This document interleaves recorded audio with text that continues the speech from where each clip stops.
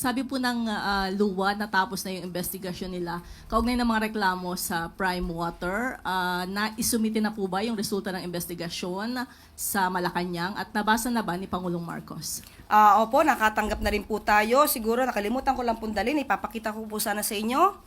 Isang folder po siya, ang report, at 2 boxes ng Balikbayan boxes.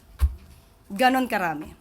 So, nabigyan po tayo ng kopya kahapon at nabigyan na rin po ang Office of the President at ito po'y aaralin at asahan niyo po na mabilisan pong aaralin to para sa mga consumers po ng Prime Water. Pagkatapos pong maaral, ano po kaya ang susunod na hakbang? Definitely, gagawa po tayo ng legal na aksyon. Aksyon na naaayon sa batas at walang masasagasaan pero dapat para sa taong bayan.